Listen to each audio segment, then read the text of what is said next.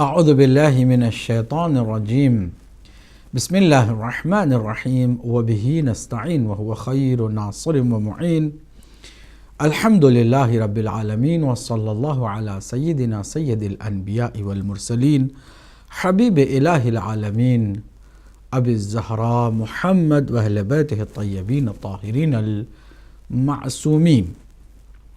اما بعد، قال اللہ الحکیم فی کتابہ الکریم بسم اللہ الرحمن الرحیم یا ایہا الذین آمنوا آمنوا باللہ ورسولہ. صدق اللہ العلی العظیم. ناظرین، اللہ سبحانہ وتعالیٰ کی حمد و ثنا، اس کی تعریف و تمجید کے ساتھ محمد مصطفیٰ صلی اللہ علیہ وآلہ وسلم اور آپ کے خاندان مطہر پر درود و سلام بھیجتے ہیں اور آپ کی خدمت میں بھی مخلصانہ سلام پیش کرتے ہوئے استقبال کرتے ہیں پروگرام مذہب حقہ میں. اس پروگرام کا بنیادی مقصد تحقیق ہے اور کچھ نہیں ہے. یہ ایک اکیڈیمک تحقیقی پروگرام ہے جو تشنگان علم و معرفت کو سیراب کرنے کے لیے ہے.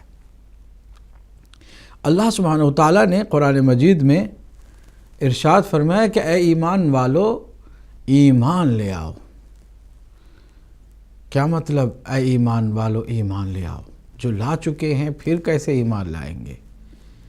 گویا اس آیے کریمہ میں اللہ سبحانہ وتعالیٰ نے ہر مومن کو جو ایمان لا چکا ہے پھر سے اپنے ایمان کو ریفریش کرنے کا حکم دیا ہے. گویا ہر مومن اور مسلمان کو پھر سے اپنے ایمان اور اپنے عقیدے کا جائزہ لینے کا حکم دیا ہے. اللہ کے نبی صلی اللہ علیہ وآلہ وسلم نے فرمایا کہ ستفترق امتی علی 73 فرقہ کلھا فی النار الا واحدہ، کہ عنقریب میری امت 73 فرقوں میں بٹ جائے گی، 73 سیکٹس میں ڈیوائیڈ ہو جائے گی. کلھا فی النار، 73 میں 72 سیکٹس جہنم میں جائیں گے. الا واحدہ، صرف ایک ایسا سیکٹ ہوگا، صرف ایک ایسا مذہب ہوگا جو نجات کا ضامن ہوگا، جسے مذہب ناجیہ کہیے، مذہب حقہ کہیے. اور اس ایک مذہب حقہ کی تلاش میں ہر مسلمان مرد اور زن کو نکل جانا چاہیے، جڑ جانا چاہیے، اس لیے کہ خطرہ بہت زیادہ ہے. 73 میں صرف ایک. اب کوئی بھی چین سے نہیں سو سکتا کہ میں جس مسلک میں ہوں ٹھیک ہے، اپنی جگہ پہ میں صحیح ہوں، مسلمان ہو جانا کافی ہے، میں مسلمان ہو گیا ہوں، میں نے اللہ کی وحدانیت کا اقرار کیا ہے، اللہ کے نبی کو میں نے مان لیا ہے، روز آخرت پر بھی میرا ایمان ہے، پھر مجھے کسی اور چیز کی کیا ضرورت ہے؟ اگر ایسے ہی ہے تو پھر فرقے جتنے بھی 73 کے 73 فرقے ہیں وہ سب اس پر ایمان رکھتے ہیں. اور انفیکٹ اگر کوئی ایسا ہے کہ جو ان بنیادی چیزوں پر ایمان نہیں رکھتا ہے تو وہ تو مسلمان ہی نہیں ہے، وہ دائرہ اسلام سے ہی نکل جاتا ہے. اور جب اسلام سے نکل گیا ہے تو اس کا کوئی فرقہ نہیں ہے، وہ تو پھر دین سے باہر اور دین سے جدا مشرک ہے یا کافر ہے. تو مشرک اور کافر کے فرقوں کی بات نہیں ہو رہی ہے، بلکہ ان مسلمانوں کے فرقوں کی بات ہو رہی ہے کہ جو امت مسلمہ کا حصہ ہیں، توحید اور رسالت پر ایمان رکھتے ہیں، روز آخرت پر ان کا ایمان ہے، بنیادی چیزوں پر ان کا ایمان ہے، پھر بھی وہ فرقوں میں بٹے ہوئے ہیں. 73 میں 72 اپنے اپنے غلط عقائد کی بنا پر جہنم میں جائیں گے، صرف ایک جنت میں جائے گا. تو ہر مسلمان کو الرٹ ہو کر، چوکنا ہو کر اس مذہب حقہ کی تلاش کے لیے نکل جانا چاہیے کہ جو صرف ایک ہے۔ ہر کوئی اپنے مسلک کو لے کے خوش بھی دکھائی دیتا ہے اور مطمئن بھی دکھائی دیتا ہے۔ اور ناظرین، قرآن نے تحقیق کی دعوت دی، غور و فکر کرنے کی دعوت دی۔ افلا یعقلون، افلا تعقلون، افلا یشعرون، افلا یتدبرون القرآن، تدبر کیوں نہیں کرتے، فکر کیوں نہیں کرتے؟ وَيَتَفَكَّرُونَ فِي خَلْقِ السَّمَاوَاتِ وَالْأَرْضِ۔ 20 آیات ہیں قرآن مجید میں آپ کو تحقیق کی طرف انکریج کرنے والی آیات۔ انکریج ہی نہیں بلکہ ان کو اللہ سبحانہ وتعالیٰ نے اپریشیٹ کیا ہے کہ جو تحقیق کی راہ میں چلتے ہیں، ہر کسی کی بات سنتے ہیں، اور فَبَشِّرْ عِبَادِيَ الَّذِينَ يَسْتَمِعُونَ الْقَوْلَ فَيَتَّبِعُونَ أَحْسَنَهُ، پھر اس کے بعد جو برحق ہے، جو احسن ہے، اس کی اتباع کرتے ہیں، ہر کسی کی اتباع نہیں کرتے۔ لیکن اگر کہیں کوئی تحقیق سے آپ کو روکے تو سمجھو کہ دال میں کچھ کالا ہے۔ اگر آپ سے کہے کہ بھائی تم زیادہ سوچو نہیں، تحقیق نہیں کرو، کسی اور مسلک کے لوگوں سے نہ ملو، کسی اور مسلک کی باتوں کو نہ پڑھو، ان کی کتابوں کو نہ پڑھو، ان کے ٹی وی چینل کو نہ دیکھو، تو سمجھو کہ دال میں کچھ کالا ہے۔ کیوں روکتا ہے تحقیق سے؟ اگر مذہب ہمارا صحیح ہے تو ہمیں خوشی خوشی سے آگے لے کے جانا ہے، دوسروں کو پیش کرنا ہے، دوسروں کی بات سن کر کے اپنے اس برحق مذہب کی عظمت کو بڑھانا ہے، اور ٹیلی کر کے دیکھنا ہے کہ کتنا کمزور ہے دوسرا مذہب کے جو باطل پر ہے، اور کتنا مضبوط ہے وہ مذہب کے جو حق پر ہے۔ مذہب حقہ کی جستجو میں کوئی بھی خدا را نہ تعصب سے کام لے، نہ کینہ کپٹ کو اپنے دل میں آنے دے، نہ یہ فرقہ واریت کے لیے استعمال کرے، نہ اس میں جھگڑے کی سوچ پیدا کرے۔ منفی سوچ کو ختم کر دینا چاہیے، ٹالرنس ہمارا بڑھ جانا چاہیے۔ ڈائلاگز کی دنیا ہے، مکالمہ، تکلم، ایک دوسرے کے ساتھ مذاکرہ کرنا، مباحثہ کرنا، ایک دوسرے کو سمجھنا، اپنی بات کو دلیلوں کے ساتھ رکھنا، دوسروں کی بات کو دلیلوں کے ساتھ دیکھنا، سمجھنا، پرکھنا، یہ ایک شعور والے امت مسلمہ کے ان افراد کا کام ہے کہ جو تحقیق سے بھاگتے نہیں ہیں بلکہ تحقیق کی راہ پر آتے ہیں۔ مجھے معلوم ہے کہ بہت سارے لوگوں کی یہ رائے ہے کہ ان حالات میں جب کہ دہشت گردی، یزیدیت اور بربریت اقلیتوں پر حملہ کر رہی ہے، ظلم کر رہی ہے، مختلف بہانوں سے مار رہی ہے، تو ہو سکتا ہے کہ ان حالات میں اس طرح کی گفتگو ہی کو پسند نہ کیا جائے یا مناسب وقت اس کا نہ سمجھا جائے۔ میں یہ گزارش کروں گا کہ یقیناً ہمیں کسی کے اعتقاد کو چھیڑنا نہیں ہے، کسی کو کی تذلیل نہیں کرنی ہے، کسی کو حقیر نہیں کرنا ہے، کسی کی دل آزاری نہیں کرنی ہے، اور کسی کے ساتھ کوئی بدتمیزی نہیں کرنی چاہیے، بے ادبی نہیں ہونی چاہیے، کسی کے مقدس کا خیال رکھتے ہوئے بے احترامی نہیں ہونی چاہیے، گستاخی نہیں ہونی چاہیے، توہین نہیں ہونی چاہیے۔ ان تمام اخلاقی موازین کو مد نظر رکھنا چاہیے۔ بے شک میں اسی طرح چاہوں گا کہ ہر کوئی میرے ساتھ جب بھی بات کرے تو انہی موازین کے ساتھ اخلاقی شعار کو اپنے زندہ رکھتے ہوئے کرے، لیکن کیا اس کا مطلب یہ ہے کہ ہم تحقیق کی راہ چھوڑ دیں؟ کیا اس کا مطلب یہ ہے کہ ہم حقائق سے بالکل ہی اغماض کر جائیں، نظریں چرائیں؟ کیا مذہب حقہ کو جاننے کا حق ہمیں نہیں ہے؟ کیا ہمارے مسلمان بھائیوں کو یہ حق حاصل نہیں ہے کہ وہ گھر بیٹھے تحقیقی دستاویز کو سنیں اور جو اچھا لگے اسے لے اور جو اچھا نہ لگے اس کا اختیار بھی ان کو ہے کہ وہ اسے ٹھکرا دیں؟ کیا اتنا بھی حق امت مسلمہ کو اس دور میں جو مکالمات کا دور ہے، ڈائلاگز کا دور ہے، افہام و تفہیم کا دور ہے، ایک دوسرے کے سمجھنے کا دور ہے، ایسے دور سے فائدہ نہ اٹھایا جائے؟ یہ کہا جائے کہ بھئی کوئی بات نہیں، آپ جو ہیں صحیح ہیں، میں جو ہوں صحیح ہوں، ہم بھائی بھائی ہیں، اور اندر سے جو ہے وہ کینہ بھی ہے، غلط فہمی بھی ہے، دشمنی بھی ہے، اور وہ طرح طرح کے واہی بے بنیادی الزامات بھی جاری ہیں۔ دماغ میں کسی کو ہم کافر سمجھ کر ظاہری طور پر ہاتھ ملائیں کہ چلو ہم بھی آپ کو مسلمان مانتے ہیں۔ کیا یہ منافقانہ رویہ صحیح ہے؟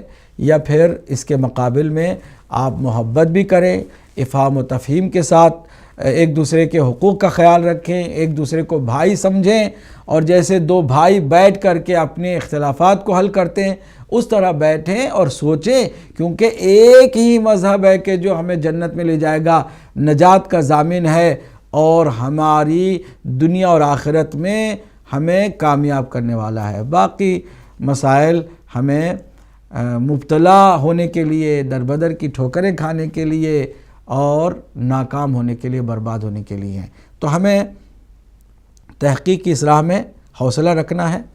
کئی بار گزارش کر چکا ہوں، اب بھی میری گزارش ہے کہ میں انشاءاللہ بہت ہی باادب، بہت ہی محترمانہ، مخلصانہ اور بے طرف ہو کر منصفانہ گفتگو آپ کی خدمت میں پیش کر رہا ہوں۔ اگر کوئی کمی مجھ میں دیکھیں، آپ کو حق حاصل ہے، کیونکہ میں کوئی معصوم ہونے کا دعویٰ دار نہیں ہوں۔ آپ فون کر کے کہیں کہ جی فلاں آپ کی گفتگو میں وہ بے ادبی تھی، یا وہ آپ کے انصاف سے بالکل الگ تھی اور غیر منصفانہ گفتگو تھی، یا آپ کی جو باتیں تھیں اس میں دلیل نہیں تھی، یا وہ دلیل کمزور تھی، یا آپ نے جو حوالہ دیا وہ حوالہ بالکل نہیں تھا، وہ غلط بیانی سے کام آپ نے لیا تھا، جھوٹ تھا۔ یہ ساری چیزیں آپ کا حق ہے، آپ کا بھرپور حق ہے، اور ڈبل چیک کیا کریں۔ جب بھی میں کوئی حوالہ دیتا ہوں تو اسے ڈبل سے ڈبل چیک کیا کریں تاکہ اطمینان میں آپ کے اضافہ ہو۔ ہماری کوشش ہے قربتاً الی اللہ، اللہ کے نبی صلی اللہ علیہ وآلہ وسلم کی بارگاہ میں سرخرو ہو کر جانے کی نیت ہے کہ میں کائنات کے سارے انسانوں کو تک نہیں، لیکن ہدایت ٹی وی کے جتنے ناظرین و ناظرات تھے ان تک میں نے بات پہنچانے کی کوشش کی ہے، پوری امانت داری سے پہنچانے کی کوشش کی ہے۔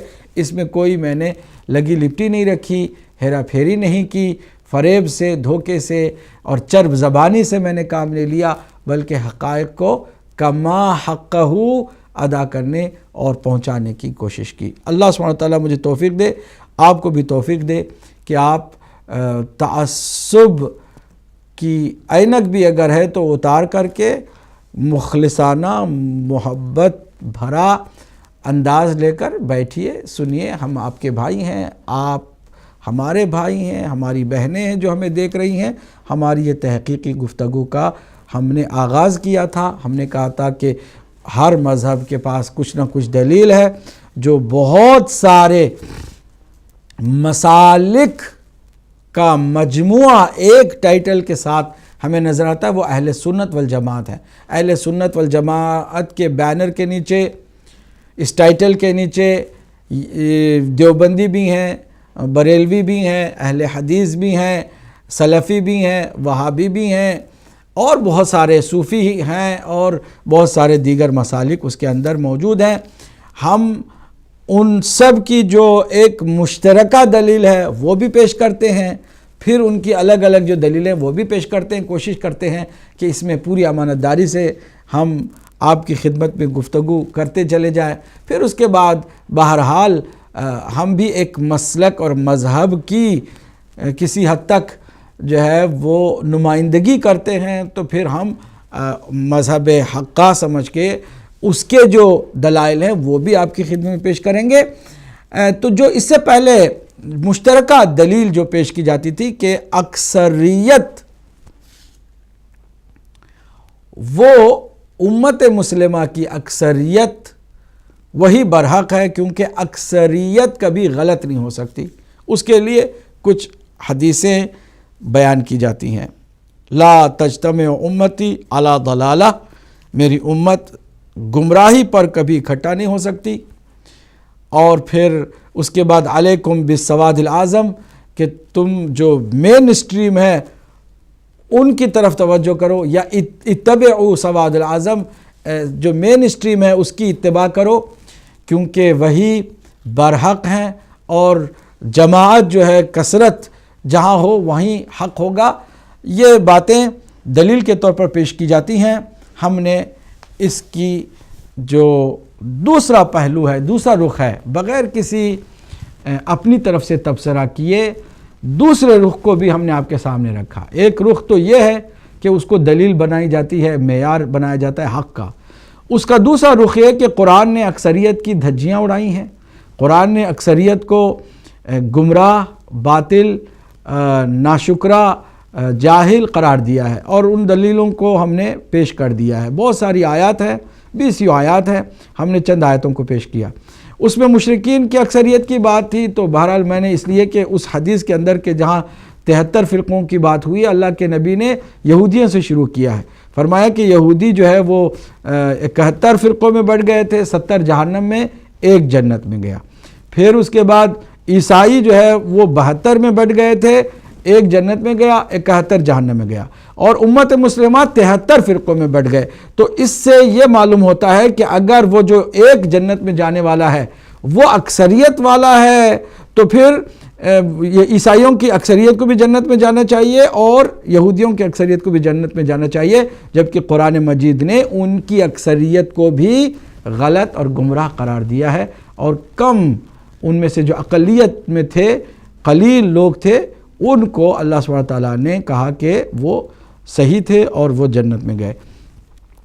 تو جب مشرکوں کا یہ حال ہے تو کیا امت مسلمہ کے لیے کوئی اسپیشل ایسی اجازت مل گئی ہے کہ کچھ بھی کر لیں، لیکن اکثریت اگر کسی چیز پر جمع ہو جائیں تو وہ برحق ہو جائے گا، حق انہی کے ساتھ ہوگا؟ تو اس پر ہم نے بہرحال ہمارے ایک بھائی نے سوال بھی کیا تھا کہ کیا آپ ان آیتوں کو بھی پیش کر سکتے ہیں کہ جس میں امت مسلمہ کی اکثریت کی بھی مذمت کی گئی ہو؟ میں نے ان آیتوں کو بھی گزشتہ پروگرام میں پیش کیا۔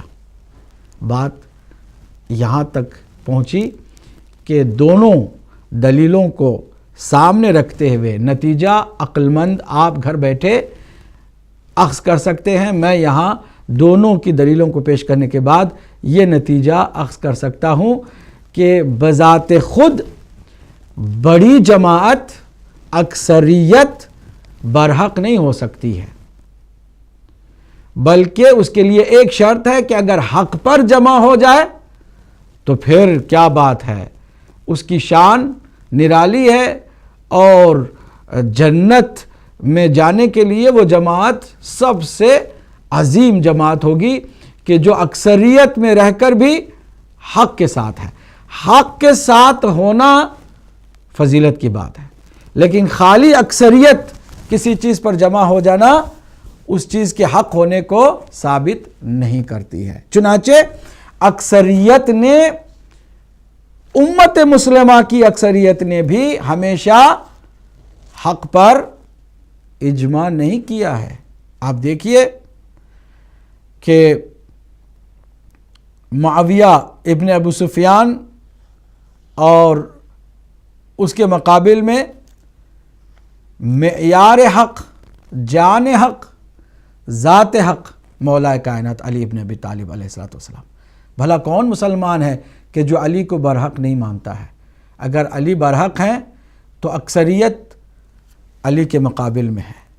اسی طرح امام حسن ہے، ادھر معاویہ ہے، برحق ہیں امام حسن، سب مانتے ہیں، علیہ آلاف التحیت والثناء، تو ادھر حق ہے لیکن اقلیت میں ہے، ادھر باطل ہے جو اکثریت میں ہے. ساتھ ہی ساتھ حدیث کی سند پر بھی ہم نے گفتگو کر دی کہ وہ حدیث بھی صحیح نہیں ہو سکتی، کیونکہ ہماری عقل کہتی ہے، قرآن کہتا ہے، اور حقیقت جو تاریخ کی ہے وہ بھی بتا رہی ہے کہ اکثریت حق پر ہی جمع نہیں رہی ہے بلکہ باطل پر جمع رہی ہے. اس کے بعد یزید کا معاملہ لے لیجئے. یزید جتنی بیعت یزید کی ہوئی ہے جتنی کثرت سے، وہ کسی کی بھی نہیں ہوئی، نہ حضرت ابوبکر کی، نہ حضرت عمر کی، نہ حضرت عثمان کی، نہ مولا علی علیہ السلام کی، نہ معاویہ کی. اتنی بیعت جتنی کہ یزید کے لیے ہوئی کسی کے لیے نہیں ہوئی. آپ کہیں گے کہ کیا پھر یزید برحق ہو گیا اس لیے کہ اکثریت اس کے ساتھ ہے؟ نہیں. امت مسلمہ ہو یا کوئی بھی ہو، اکثریت کا ہونا برحق ہونے کی دلیل نہیں ہے، کیونکہ یزید کے باطل ہونے کا کسی کو بھی شک نہیں ہے. کسی انسان کو، کافر کو بھی، مشرک کو بھی شک نہیں ہے کہ یزید باطل پر تھا اور مولا امام حسین حق پر تھے. تو حق اقلیت میں ہے جبکہ باطل اکثریت میں ہے. رہ جاتی ہے ایک اور بات کہ جسے ہمارے بعض احباب دوست دلیل کے طور پر پیش کرتے ہیں، اور وہ ہے نہج البلاغہ. کہتے ہیں کہ سواد اعظم یعنی بڑی جماعت مین اسٹریم کے ساتھ ہونے کی بات، اگر پیغمبر اسلام سے جو حدیثیں ہم نے بتائیں اس کی سند غلط ہے اور وہ ضعیف ہے اور آپ اسے نہیں مانتے ہیں، تو پھر مولا علی کا بھی جو قول سواد اعظم کے سلسلے میں ہے اس کو آپ کیا کریں گے؟ اس کو کیسے آپ انکار کریں گے؟ آپ تو مولا علی، جو مولا علی کہیں گے اس کو تو آپ کہتے ہیں وہ حق ہے. تو پھر مولا علی نے ہی فرمایا کہ سواد اعظم کے ساتھ ہو جاؤ، یعنی مین اسٹریم کے ساتھ ہو جاؤ اور تفرقہ نہ کرو اور جماعت سے جدا نہ ہو جاؤ، کہ اللہ کا ہاتھ جماعت کے ساتھ ہے. کیا یہ واقعہ نہج البلاغہ میں میرے مولا علی علیہ السلام نے فرمایا ہے؟ جواب جی ہاں. انصاف کا تقاضا یہ ہے کہ ہم جو بات صحیح ہے اس کو برملا کہیں. جی ہاں، مولا علی علیہ السلام نے سواد اعظم یعنی مین اسٹریم کے ساتھ ہو جانے اور جماعت کے ساتھ رہنے کی باقاعدہ تاکید فرمائی ہے. اس میں کسی کو شک نہیں ہونا چاہیے. نہج البلاغہ میں ہے، نہ وہ حوالہ غلط ہے نہ وہ بات غلط ہے، موجود ہے. لیکن دیکھنا یہ ہے کہ وہ جو خطبہ میرے مولا نے دیا ہے وہ کن حالات میں اور کن سے مخاطب ہو کر دیا ہے. پھر کیا صرف ایک ہی جگہ پر سواد اعظم کی بات کی ہے، مین اسٹریم کی بات کی ہے، یا کہیں اور بھی مین اسٹریم کی بات مولا علی علیہ السلام نے کی ہے؟ جی ہاں، اتفاق سے نہج البلاغہ کا ایک ادنا سا طالب علم اور ایک چھوٹا سا محقق، حقیر سا محقق ہونے کی وجہ سے مجھ پر یہ بات منکشف ہوئی. میں بہت زیادہ مطمئن ہوا کہ امام علی علیہ السلام نے اس نہج البلاغہ میں، اب میں آپ کو دکھانے جا رہا ہوں، میرے بھائی سے گزارش کرتا ہوں کہ وہ آئے اور آپ کی خدمت میں نہج البلاغہ پیش کی جائے گی تو آپ دیکھیں.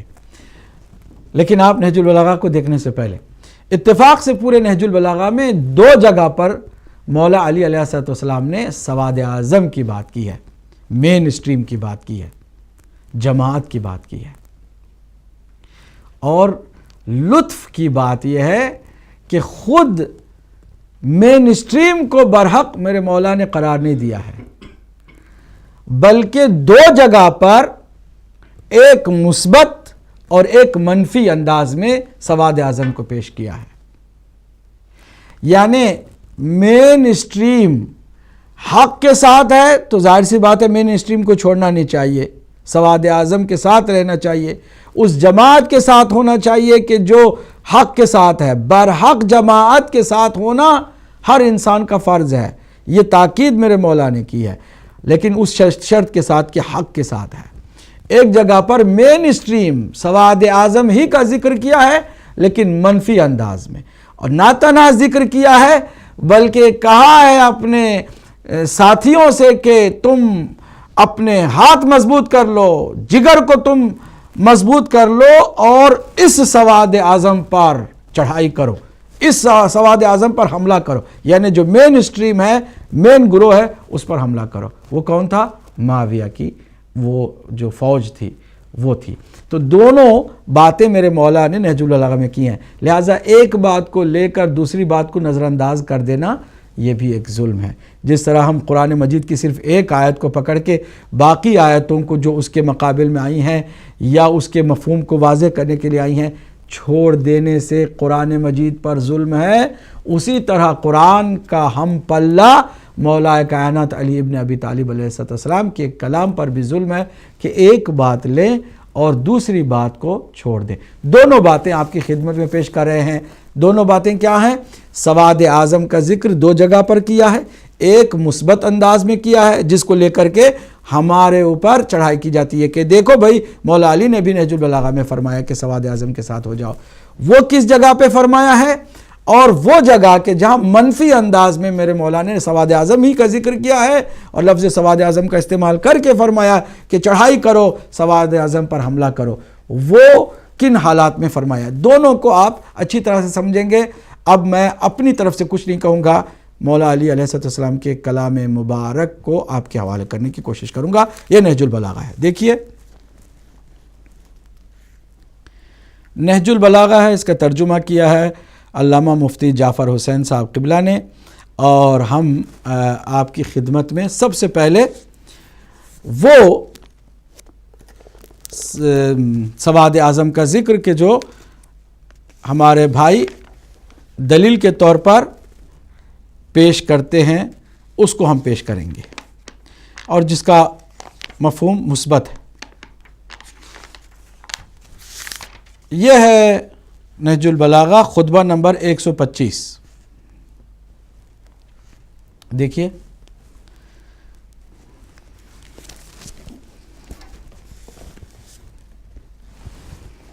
آپ اگر اس کو دیکھیں تو آپ کو اندازہ ہو جائے گا۔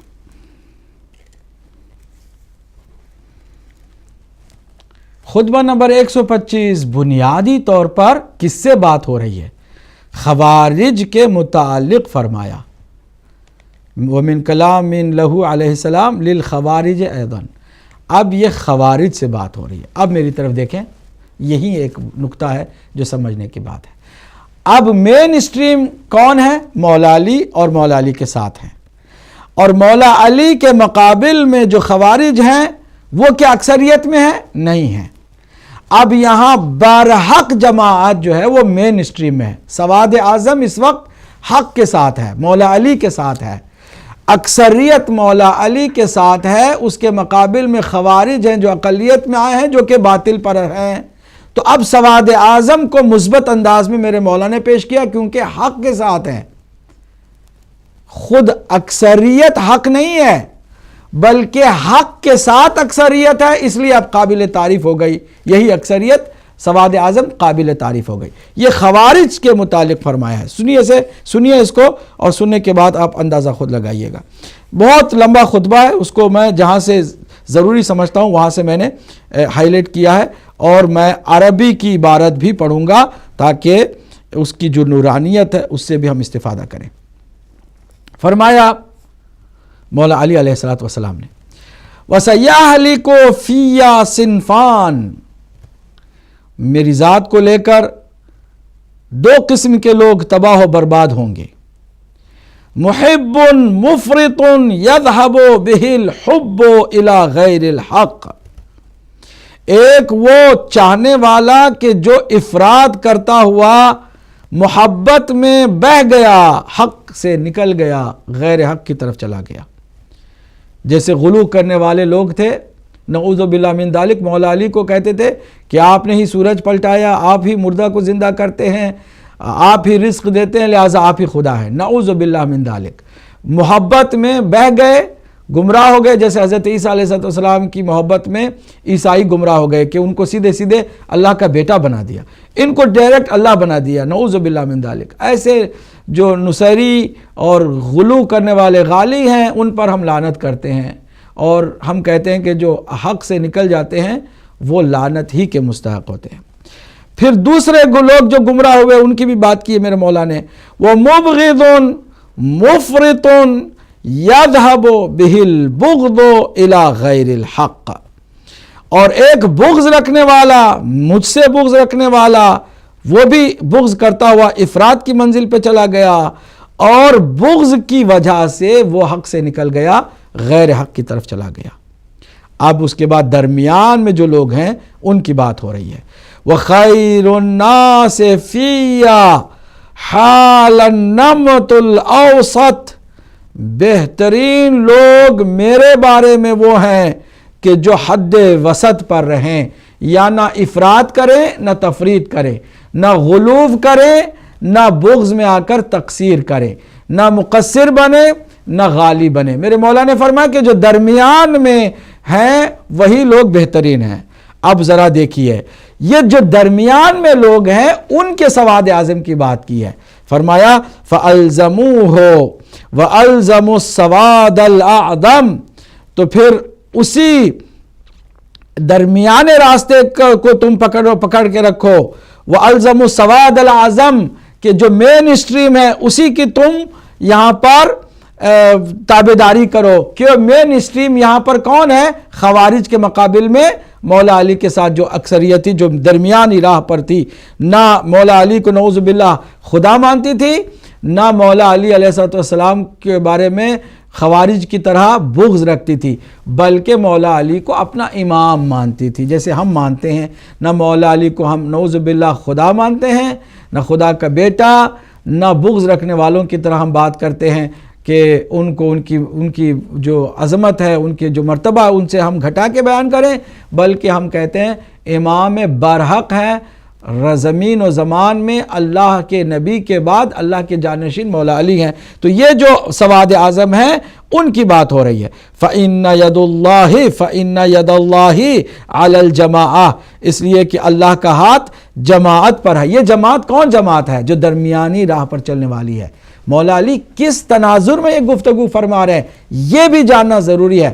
خوارج کے ان بغاوت کرنے والے لوگوں سے مخاطب ہو کر کہ بغض رکھنے والے تو حق سے نکل گئے، محبت کر کے بھی بہت سارے لوگ جو غالی اس وقت بن گئے تھے، نصیری بن گئے تھے، خدا ماننے لگ گئے تھے، وہ بھی ہٹ گئے۔ جو درمیان میں تھے مین اسٹریم مولا علی کے ساتھ، وہ اکثریت کی جماعت جو تھی وہ سواد اعظم، اور وہی جماعت، اور اسی جماعت کے لیے اللہ کے نبی نے فرمایا کہ اللہ کا ہاتھ اس کے ساتھ ہے، یعنی مولا علی ان کے ساتھ ہے۔ ید اللہ کون ہے؟ اللہ کا ہاتھ کون ہے؟ اسد اللہ کون ہے؟ مولا علی ہیں، اور کون ہے؟ ید اللہ علی الجماعہ۔ اس وقت جو جماعت درمیانے راہ پر چلنے والی ہے اس پر اللہ کا ہاتھ ہے۔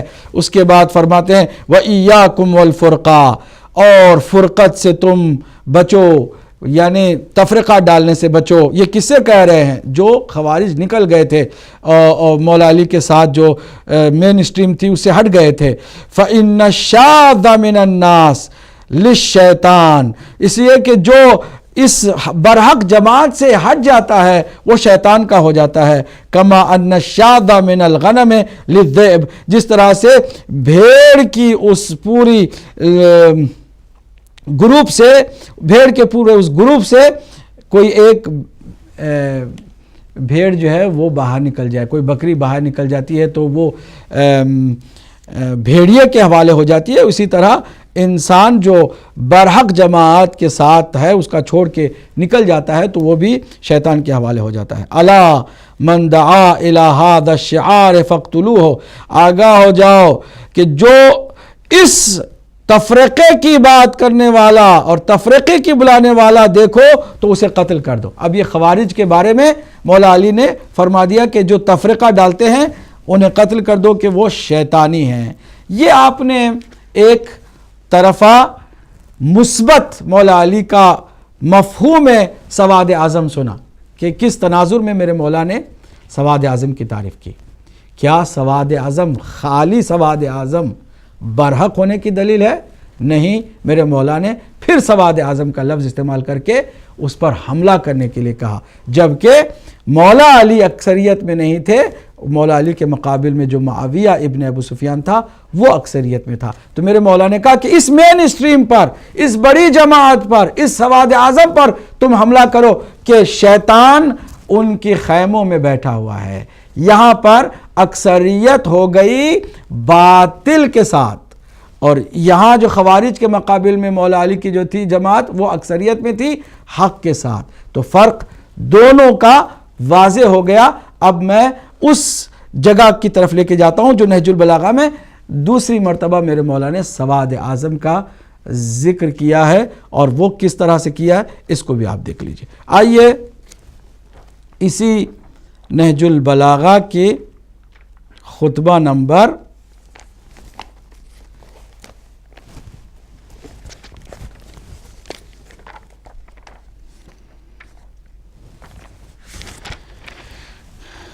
64 کی جانب۔ خطبہ نمبر 64 ہے، اب یہاں پر خوارج کے ساتھ جنگ نہیں ہے جو اقلیت میں ہے، یہاں صفین کی جنگ ہے جس میں اکثریت یہ معاویہ کے ساتھ ہے اور اقلیت مولا علی کے ساتھ ہے۔ یہاں اب سواد اعظم مولا علی کے مقابل میں ہے۔ سواد اعظم اس وقت باطل ہے، اسی لیے لفظ سواد اعظم کو یعنی بڑی جماعت کو میرے مولا نے استعمال کیا اپنے خطبے میں۔ آئیے اس خطبے کی بھی کچھ اقتباس کو ہم آپ کی خدمت پیش کریں۔ صفین کے دنوں میں اپنے اصحاب سے فرمایا کرتے تھے، دیکھیں فرمایا کرتے تھے یہ اپنے اصحاب کے بارے میں، اپنے جو ساتھی تھے جو اقلیت میں تھے اور مقابل میں معاویہ کی جماعت جو اکثریت کی تھی، ان سے لڑنے سے پہلے ان کو تیار کیا جا رہا ہے۔ اب سواد اعظم کے خلاف میرے مولا اپنے لشکر کو ایک جوشیلے خطبے کے ساتھ تیار کر رہے ہیں۔ اس کا اقتباس بھی آپ سن لیجئے۔ وَعْلَمُوا، جان لو، اس عبارت کو آپ دیکھیے، خطبہ نمبر 64 ہے، خطبہ نمبر 64، اور میں عبارت کو یہاں سے پڑھ رہا ہوں۔ وَعْلَمُوا أَنَّكُمْ بِعَيْنِ اللَّهِ وَمَا ابْنِ عَمِّ رَسُولِ اللَّهِ صلی اللہ علیہ وآلہ فَعَاوِدُوا الْكَرَّ وَاسْتَحْيُوا الْفَرَّ فَإِنَّهُ عَارٌ فِي الْعَقَابِ وَنَارٌ يَوْمَ الْحِسَابِ وَطِيبُوا عَنْ أَنفُسِكُمْ نفسا وامشوا الى الموت مشيا سجحا وعليكم بهذا السواد الاعظم والرواق المطنب فاضربوا ثبجه فان الشيطان كامن في كسره قد قدم للوثبه وثبه يدا واخر للنكوس رجلا فصمدا صمدا حتى ينجلي لكم عمود الحق وأنتم الأعلون والله معكم ولن ينزركم أعمالكم۔ اس کا میں ترجمہ جو کچھ ہے ہو بہو پڑھ کے سناتا ہوں وقت کی قلت کی وجہ سے۔ اور یقین رکھو کہ تم اللہ کے روبرو اور رسول کے چچازاد بھائی کے ساتھ ہو، بار بار حملہ کرو اور بھاگنے سے شرم کرو، اس لیے کہ یہ پشتوں تک کے لیے ننگ و عار اور روز محشر جہنم کی آگ کا سبب ہے، یعنی بھاگ جانا۔ خوشی سے اپنی جانیں اللہ کو دے دو اور پر اطمینان رفتار سے موت کی جانب پیش قدمی کرو، اور شامیوں کی اس بڑی جماعت اور تنابوں سے کھینچے ہوئے خیمے کو اپنے پیش نظر رکھو اور اس کے وسط پر حملہ کرو۔ یہ شامیوں کی اس بڑی جماعت کا، انہوں نے بڑی جماعت کا ترجمہ سواد اعظم کا کیا نا، علیکم بہذا السواد الاعظم، یعنی اس بڑی جماعت کے مقابل میں کھڑے ہو جاؤ، اس بڑی جماعت پر حملہ کرو۔ یہ جو سواد اعظم ہے جو شام میں یزید کے باپ کے ساتھ معاویہ کے ساتھ ہے، فرماتے ہیں اس شامیوں کی اس بڑی جماعت اور تنابوں سے کھینچے ہوئے خیمے کو اپنے پیش نظر رکھو اور اس کے وسط پر حملہ کرو، اس لیے کہ شیطان اسی کے ایک گوشے میں چھپا بیٹھا ہے، جس نے ایک طرف تو حملے کے لیے ہاتھ بڑھایا ہوا ہے اور دوسری طرف بھاگنے کے لیے قدم پیچھے ہٹا رکھا ہے۔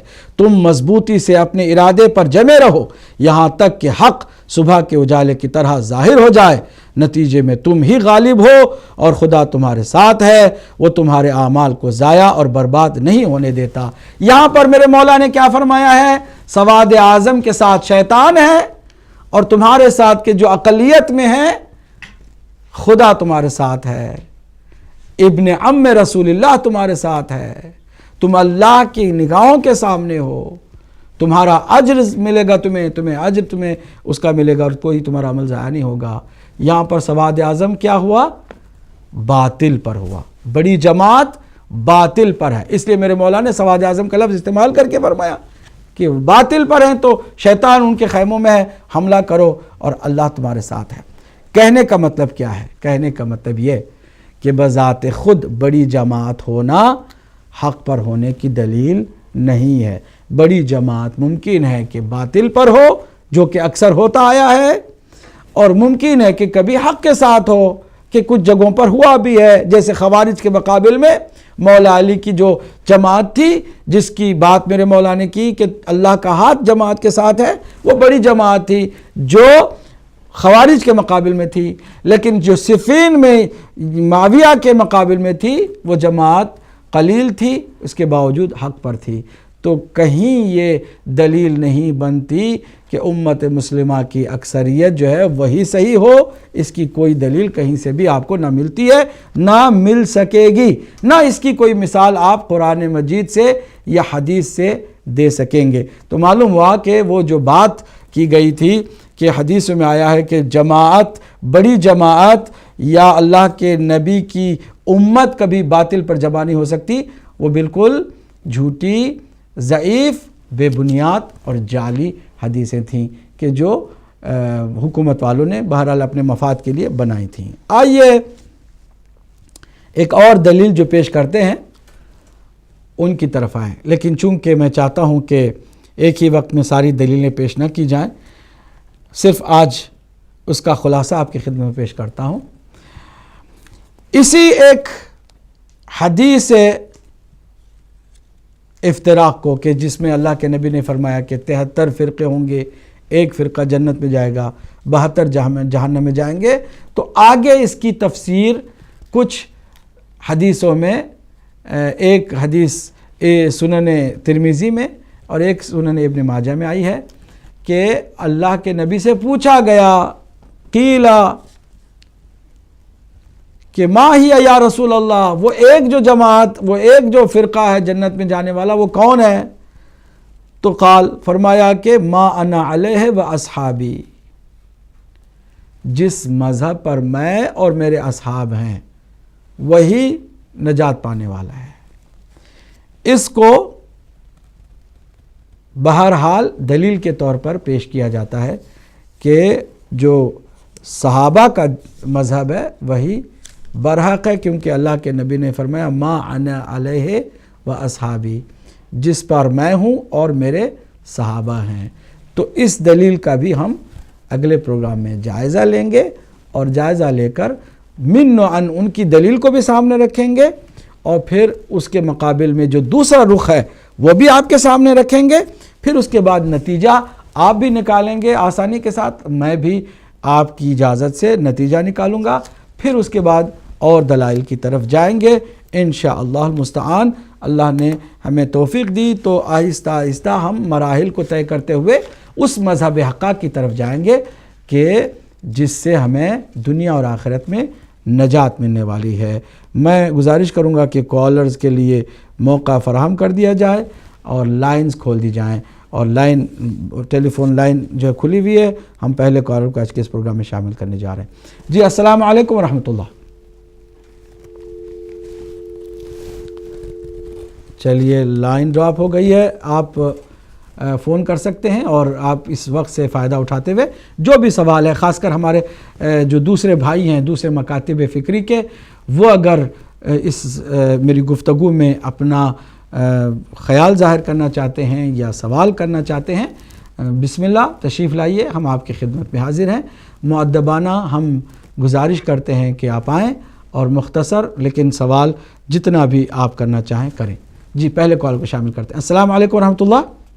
وعلیکم السلام ورحمۃ اللہ وبرکاتہ۔ بسم اللہ سید علی جان شاہ صاحب، بسم اللہ۔ سرکار آپ گفتگو میں سن رہا ہوں، آپ نے جو ایک بات فرمائی ہے کہ اس میں بھی سمجھتا ہوں کہ کوئی حرج نہیں ہے کہ ایک دوستانہ ماحول میں اور ادب کے ماحول میں ایک دعوت فکر عام جو ہے، یہ دعوت فکر عام لوگوں کو دی جائے، اس میں کوئی میرے خیال سے کوئی کجی نہیں ہے جی انشاءاللہ. اور دوسرا بات یہ ہے کہ سورہ روم کی ایک آیت ہے، آیت نمبر 32 ہے کہ اللہ تعالیٰ فرماتا ہے اس میں کہ جو فرقہ لوگ فرقوں میں بٹ گئے اور جو فرقہ جس کے پاس ہے اسی میں وہ نحال ہے، یہاں تک کہ جب اللہ کی طرف سے کوئی ان کو مصیبت چھو بھی گئی تو وہ دوڑ کر اسی اللہ کا نام پکارتے ہیں. جب اللہ کی نعمت کا مزہ ان کو مل گیا تو پھر وہ شرک کرنے لگتے ہیں.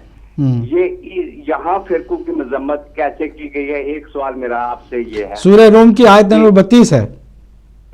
سورہ روم کی آیت نمبر 32 ہے. ٹھیک ہے، میں نے لکھ لیا. جی فرمائیے. اور دوسرا ایک اور سوال تھا میرے ذہن سے ابھی نکل گیا. چلو بس چلیے کوئی بات نہیں، انشاءاللہ. شکریہ آپ نے سوال کیا. اللہ آپ کو سلامت رکھے. دیکھتے ہیں اگر کوئی اور کالر ہے تو ان کو بھی شامل کرتے ہیں. جی السلام علیکم ورحمۃ اللہ.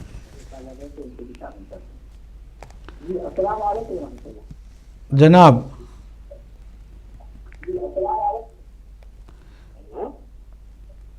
کون صاحب ہے میرے بھائی؟ السلام علیکم. وعلیکم السلام. کون میرے بھائی، کہاں سے ہیں؟ جی پیرس سے بول رہا ہوں. جی پیرس سے. کون بھائی ہیں میرے؟ ہاشمی بول رہا ہوں جی پیرس سے. ہاشمی صاحب پیرس سے. فرمائیے کیا سوال ہے آپ کا؟ اگر آپ فون سے میں نے تھوڑی دیر پہلے آپ ارشاد فرما رہے تھے. جی جی فرمائیے. کہ نبی کریم صلی اللہ علیہ وسلم سے کسی نے پوچھا وہ کون سا فرقہ ہے جو جنت میں جائے گا. وہ 72 میں سے جو 73 والا فرقہ ابھی آپ نے ارشاد فرمایا، تو آپ نے ابھی تھوڑی دیر پہلے کہا کہ جن کے ساتھ میرے صحابہ ہوں گے. جی تو صحابہ کا ذکر تو کر دیجئے. کون سے صحابہ؟ سیدنا علی بن ابی طالب رضی اللہ تعالیٰ عنہ. جی جی میں انشاءاللہ یہ آج میں نے صرف وہ دلیل پیش کی ہے نا کہ بعض لوگ یہ دلیل پیش کرتے ہیں کہ حضور نے فرمایا کہ ما انا علیہ و اصحابی، جس مذہب پر میں ہوں اور میرے صحابہ ہیں وہ برحق ہے. یہ ابھی اس پر ہم گفتگو اگلے پروگرام کے لیے چھوڑ رہے ہیں، چونکہ ہم نے آج ٹائم نہیں تھا اس لیے اس کو زیادہ نہیں چھیڑا ہے. اگلے پروگرام میں آپ ضرور دیکھیے گا ہاشمی صاحب، اور اس دلیل پر بھرپور گفتگو آپ سنیں گے اور انشاءاللہ آپ بھی منصفانہ نگاہ سے دیکھیں گے تو شاید ہمیں دعاؤں میں اپنی یاد رکھیں گے انشاءاللہ. بہت شکریہ ہاشمی صاحب پیرس سے. اگلے کال کو بھی شامل کرتے ہیں. السلام علیکم ورحمۃ اللہ. وعلیکم السلام. محسن بول رہا ہوں ملٹن کین سے. محسن صاحب ملٹن کین سے فرمائیے. گفتگو سنی بہت اچھی تھی، بہت اچھا لگا. بس دو چیزیں ہیں. ایک بات تو ہے، میں کسی نام تو نہیں لوں گا بٹ ایک اہل سنت کے چینل کے اوپر ایک علامہ نے فرمایا، انہوں نے حدیث کوٹ کی کہ حدیث میں لکھا ہے کہ حضرت علی کو حضور کہتے ہیں کہ یا علی تم اور تمہارے شیعہ اس دنیا میں اور آخرت میں کامیاب ہیں. ان عالم کا میں نام تو نہیں لوں گا. یہ کہاں سے ہے حدیث، اگر آپ اس کے اوپر بھی بتا دیں. اور دوسری چیز ہے، قرآن کی ایک آیت ہے جو مجھے یاد نہیں آ رہی، اس میں اللہ کہتا ہے کہ امت میں ایک گروہ ہے جو کامیابی پہ ہے. یہ قرآن کی آیت ہے، میں انشاءاللہ پھر کبھی بتاؤں گا، اگر آپ بتا سکتے تو اچھا. کیا ہے؟ کہ امت میں گروہ ہے ایک جو کامیابی پر ہے، جو حق پر ہے. پوری امت نہیں ہے. ہاں جی وہ تو کلیئر ہے نا، وہ تو بات تو کسی کو اس پہ شک نہیں ہے نا.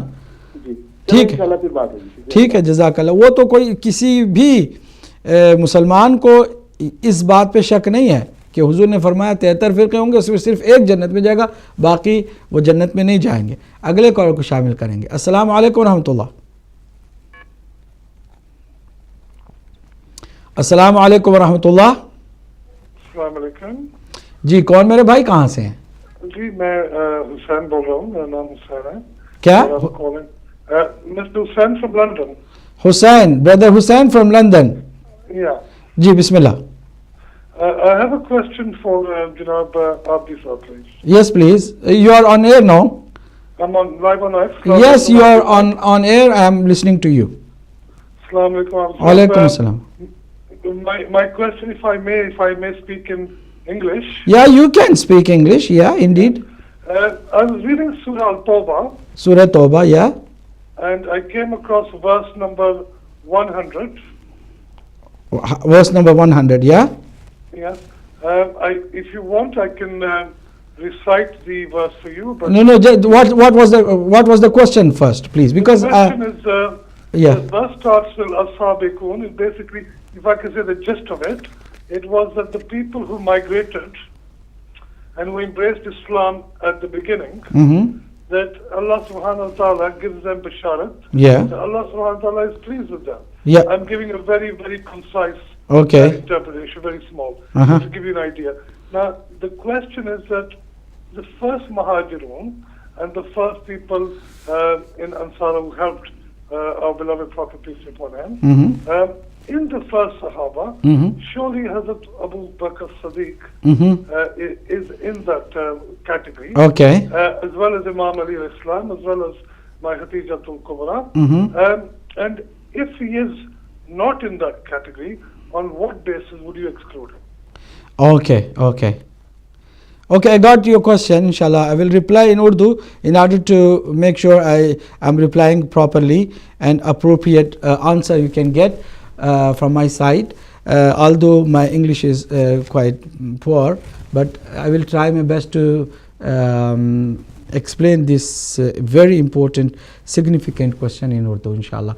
And I hope you understand Urdu as well. اگلے کال کو شامل کرتے ہیں. جی السلام علیکم ورحمۃ اللہ. جی وعلیکم السلام. جی فرمائیے کون میرے بھائی, کہاں سے ہیں؟ جی میں مانچسٹر سے بول رہا ہوں, میرا نام آفتاب ہے. آفتاب بھائی مانچسٹر سے بول رہے ہیں, فرمائیے کیا سوال ہے آپ کا؟ جی محترم میری کال نہ کاٹیے گا. نہیں کاٹیں گے. آپ اگر محبت سے پیار سے فون کر رہے ہیں تو ہم آپ کی کال کیوں کاٹیں گے؟ جی دیکھیے ہم یہاں پر میری یہ سمجھ نہیں آ رہا ہے کہ ہم لوگوں میں صلح صفائی امن و امان کس طرح رہے گا. ابھی آپ نے پرسوں آپ کہہ رہے تھے جی کہ اہل سنت الجماعت میں مطلب یہ لوگ جو یعنی نماز جو پڑھنے کا اندازہ یعنی ہاتھ باندھ کے نماز جو ہم لوگ پڑھتے ہیں, جو سنی پڑھتے ہیں, اس کا کہیں سنی کی کتابوں میں کہیں مینشن نہیں ہے. آپ نے کہا تھا, یاد ہے آپ کو؟ جی جی بالکل کہا تھا. حدیثیں بھری ہوئی ہیں. اس کے بعد میں نے تحقیق کی, حدیثیں بھری ہوئی ہیں. آپ نے کہاں سے آپ لا کے جاتے خود ہی گھڑ لیتے ہیں آپ یہ بات. ٹھیک ہے, ابھی آپ نے سوال کیا نا.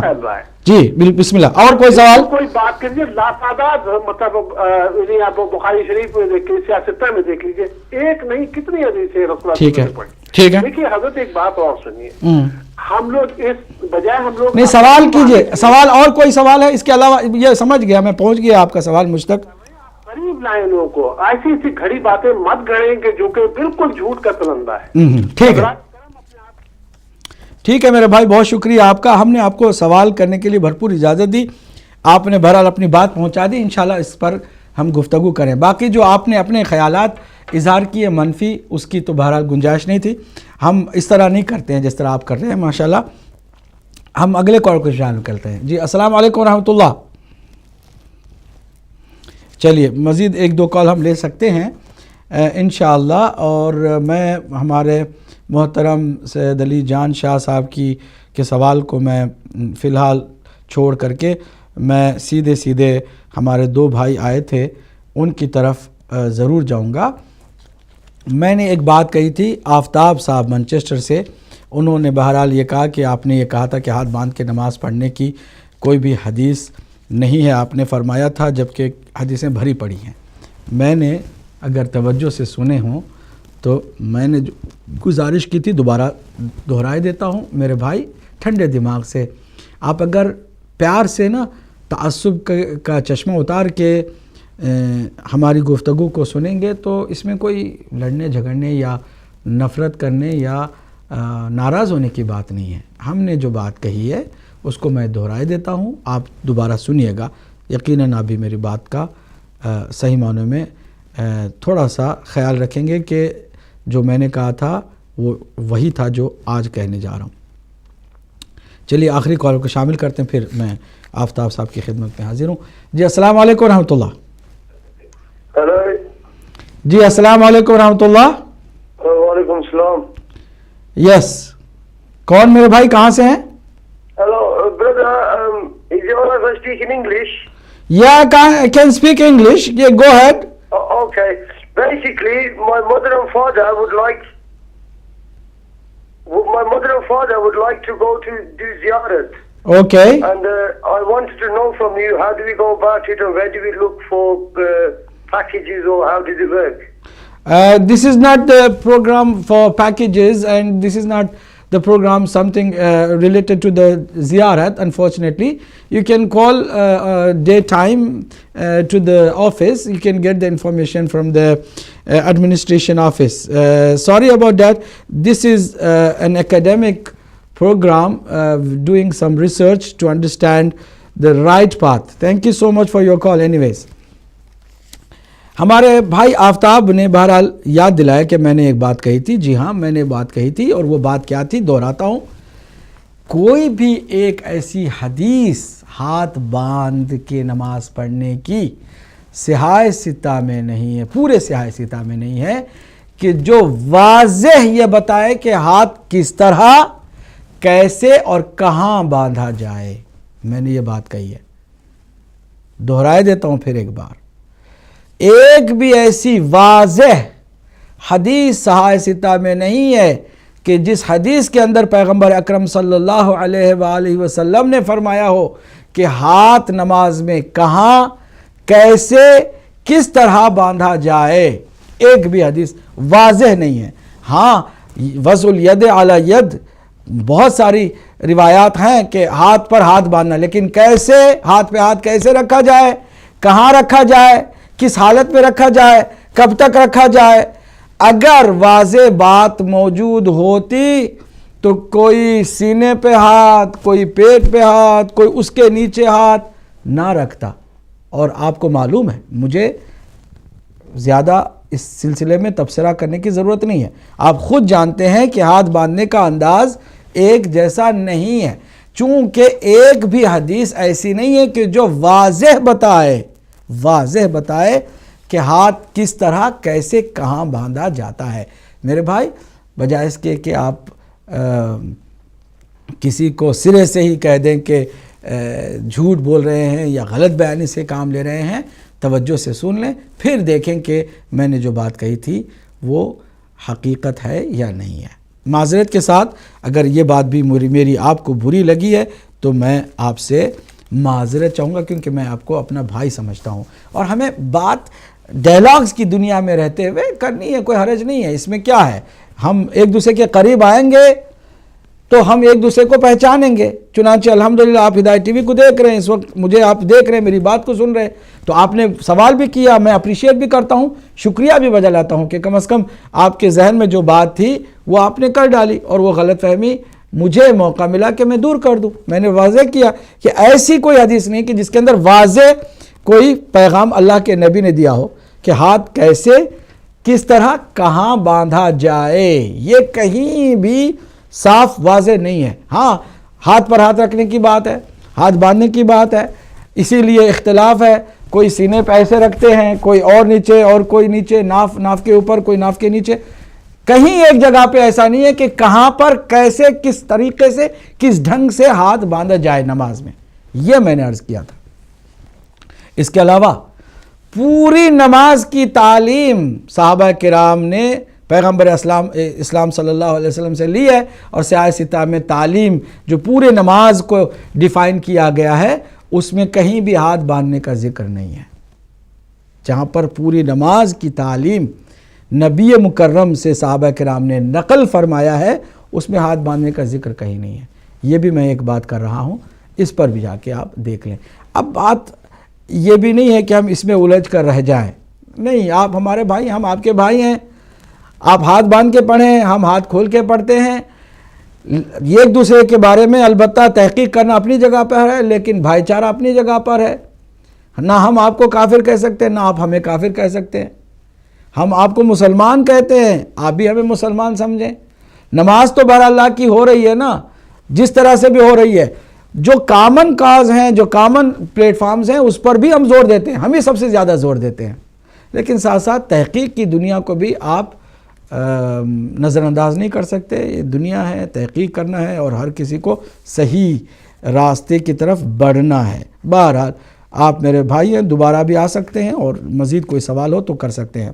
ہمارے بھائی ایک اور آئے حسین لندن سے اور انگلش میں انہوں نے سوال کیا، لیکن میں اس کو کوشش کروں گا کہ اردو میں جواب دوں۔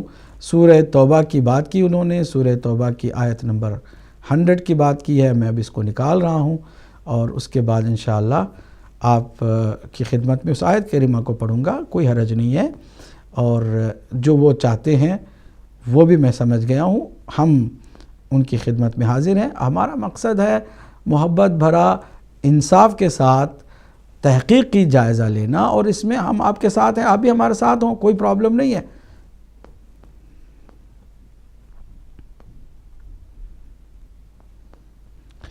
آیت نمبر 100 میں نکال رہا ہوں تاکہ آپ کی خدمت میں وہ آیت پیش کی جا سکے۔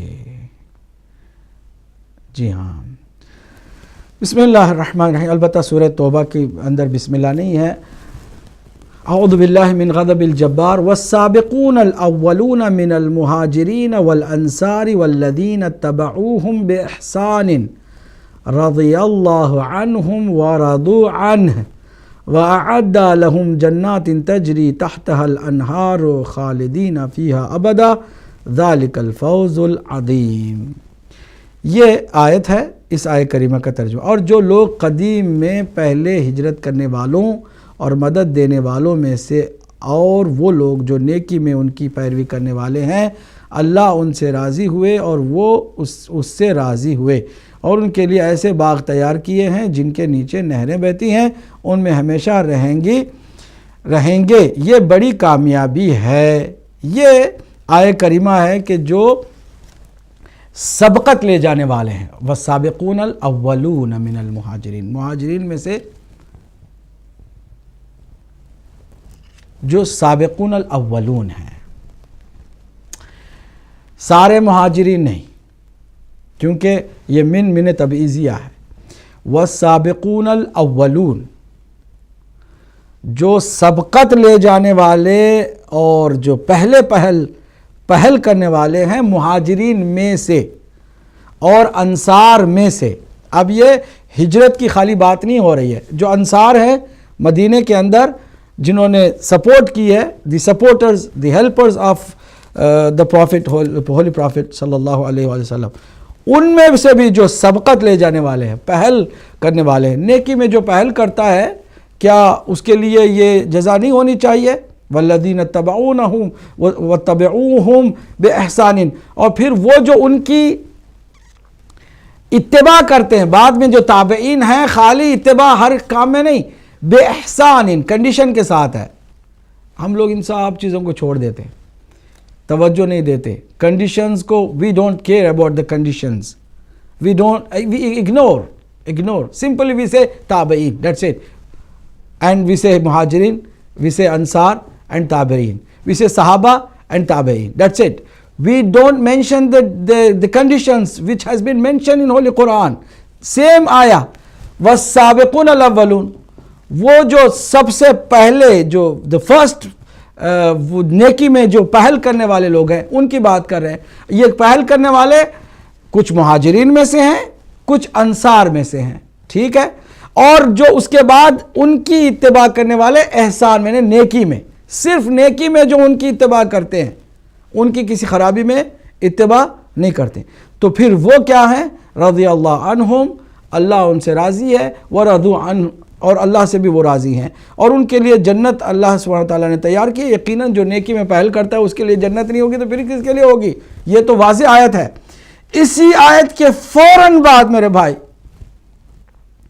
وَمِمَّنْ حَوْلَكُمْ مِنَ الْأَعْرَابِ مُنَافِقُونَ،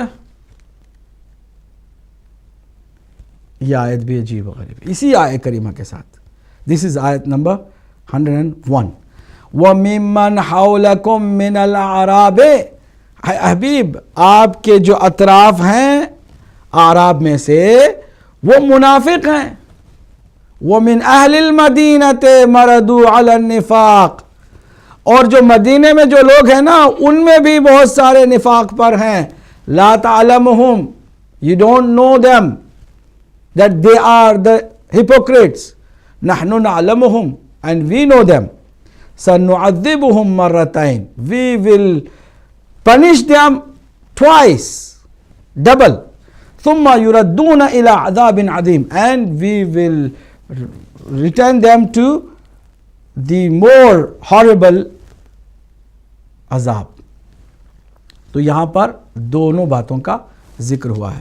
اب یہ کہ کون اس آیہ کریمہ کا مصداق ہے اور کون نہیں ہے، ہمارے نزدیک والسابقون الاولون کہ جن کے لیے ہے، ظاہر سی بات ہے سیدہ خدیجۃ الکبریٰ سلام اللہ علیہا ہیں، سابقون میں سے مولا کائنات علی ابن ابی طالب ہیں جو سابقون میں سے ہیں، اور بہت سارے صحابہ بھی ہیں، اس میں کوئی شک نہیں ہے.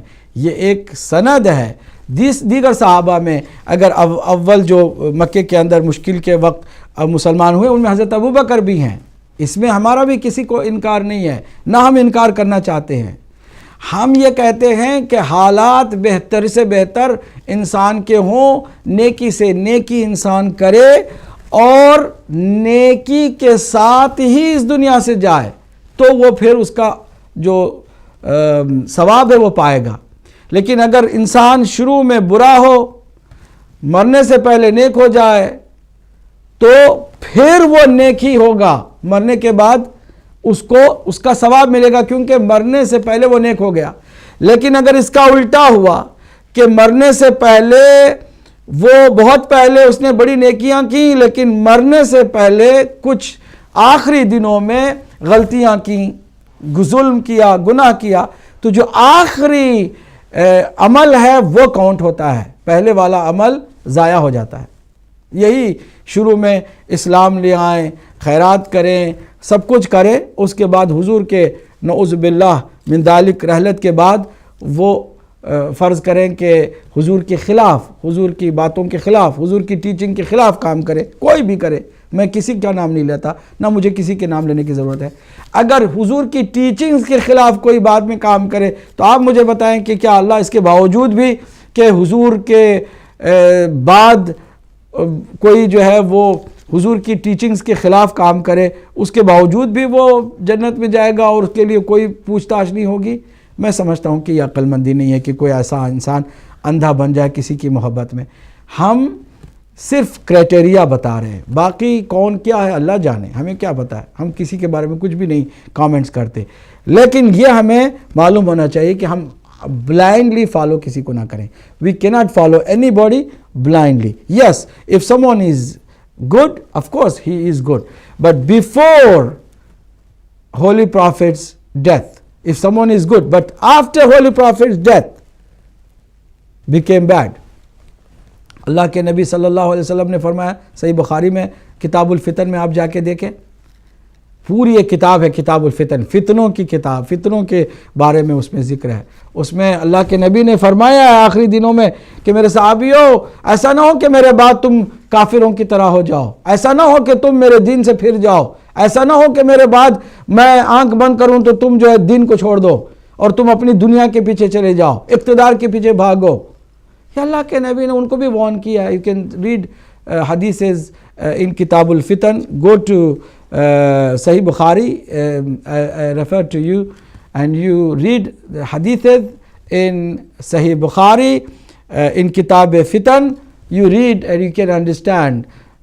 Many people, they were good, they were absolutely in great rank, but after Holy Prophet's death, they were after their dunya and for the power and all other things. Unfortunately. Anyways میں نے کوشش کی ہے کہ آپ کے سوال کو بھرپور آیہ کریمہ کے ساتھ ایڈریس کروں. محسن صاحب نے جو پوچھا وہ حدیث کے جس حدیث کے بارے میں انشاءاللہ ہم بعد میں بات کریں گے اور وہ وقت بھی آئے گا ان قریب کہ اس سے بات کریں. ہاشمی صاحب نے بہرحال ما انا علیہ و اصحابی پر سوال کیا. ہم نے کہا انشاءاللہ اگلے پروگرام میں اس پر ہم بات کریں گے. سید علی جان شاہ صاحب نے لوٹن سے سورہ روم آیت نمبر 32 کے سلسلے میں بتایا، اس کو بھی میں اگلے پروگرام کے لیے رکھوں گا چونکہ ٹائم تمام ہوا چاہتا ہے. معذرت کے ساتھ آپ سے میں ایک بار پھر گزارش کروں گا کہ تحمل سے، انصاف سے، تعصب سے ہٹ کر گفتگو کو سنیں گے، محبت بھی بڑھے گی، پیار بھی بڑھے گا، افہام و تفہیم کی فضا بھی قائم ہوگی، ڈائلاگ سے ہم ایک دوسرے کو اچھی طرح سے سمجھیں گے بھی، اور مجھے خوشی ہوتی ہے کہ ہمارے بھائی فون کرتے ہیں، چاہے وہ کسی طرح کا بھی سوال کرتے ہیں، اور ہمیں اس بات پر زیادہ خوشی ہوتی ہے کہ ہمارے بھائی آتے ہیں اور بہرحال سوال کرتے ہیں۔ سوال نظریاتی طور پر چاہے کتنا اختلاف ہو، لیکن آپ مسلمان ہیں، ہمارے بھائی ہیں، ہم آپ کے بھائی ہیں۔ والسلام علیکم ورحمۃ اللہ وبرکاتہ۔